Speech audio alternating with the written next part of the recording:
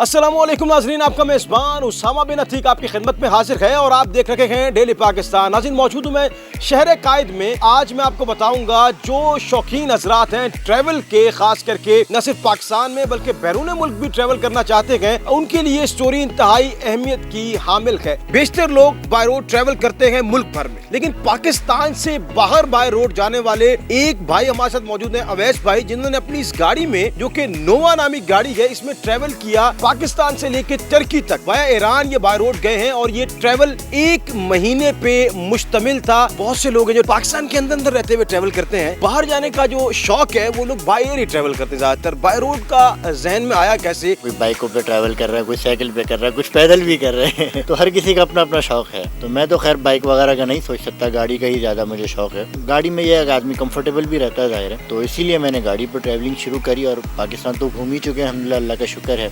मैंने कहा ज़रा पाकिस्तान से बाहर भी निकलना चाहिए और दुनिया को घूमना चाहिए।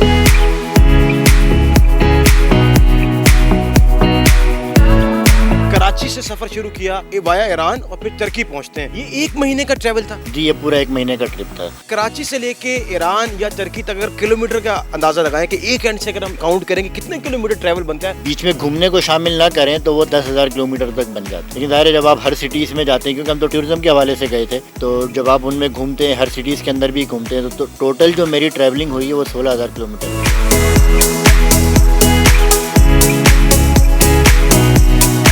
ट्रैवल जब आप कर रहे हैं तो रास्ते में कुछ मुश्किलात भी आई हैं, रोड्स के क्या हाल अहवाल है, खासकर खवातीन के लिए रास्ता कैसा है? सर रास्ते बहुत अच्छे हैं और यहाँ से आप कोयटा भी जैसे जाते हैं तो रास्ता अच्छा बना हुआ है, ठीक है। और फिर आप जब ईरान में और तुर्की में चले जाते हैं तो वहाँ तो दोनों मुल्कों में कहीं खड्डा नजर नहीं आएगा। बहुत अच्छे मतलब साफ सुथरे रोड हैं। फैमिली के, मैं भी अभी जब गया था फैमिली थी मेरे साथ, कपल था और 2 लड़के थे। कोई मतलब प्रॉब्लम नहीं है, कोई अकेली लड़की भी ट्रैवल करती है तो कोई इशू नहीं। और वैसे भी मैं जो जाता हूँ लेके, एक गाड़ी नहीं होती, 3-4 गाड़ियाँ होती हैं।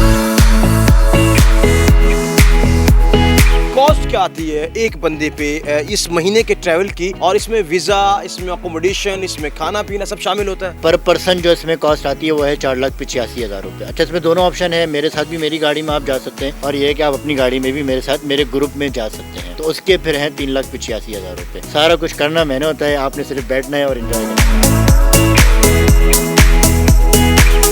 शहर है जो इस पूरे पैकेज में शामिल होता है? दोनों ही मुल्क हम पूरे घूम लेते हैं। हमने जो रूट बनाया वो इस तरीके से है कि हम एक बॉर्डर से एंटर होते हैं, दूसरे बॉर्डर से एग्जिट होते हैं, तो पूरा एक राउंड चक्कर लग जाता है, ईरान में भी और तुर्की में भी।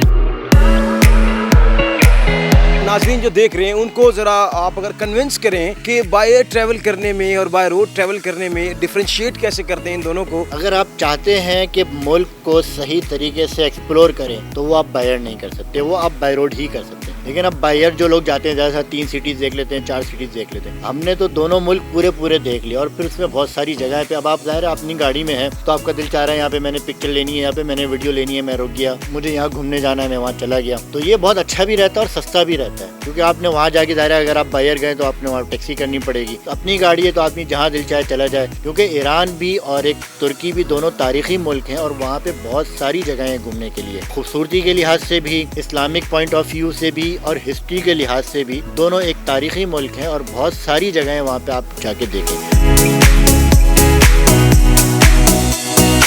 डॉक्यूमेंटेशन से मुतल्लिक भी बता दीजिएगा किस तरह वो सारा प्रोसेस को कंप्लीट करना है। देखें, डॉक्यूमेंटेशन में जो 3-4 मेन चीज़ें हैं, एक तो ज़ाहिर आपका एनटीएन होना चाहिए, आपका FRC होना चाहिए, बैंक स्टेटमेंट होनी चाहिए, उसके साथ मेंटेनेंस सर्टिफिकेट हो गया। ये 3-4 चीज़ें मेन हैं। इसी उम्मीद के साथ शहर कायद बिलखुसूस मुल्क पाकिस्तान तरक्की की राह पे गामज़न हो जाए, मुझे अपने मेज़बान उसामा बिन अतीक को इजाज़त दीजिएगा। ज़िंदगी ने वफा की, तो आपसे एक बार मुलाकात करूँगा। तब तक के लिए देखते रहिए डेली पाकिस्तान। खुदा हाफिज़।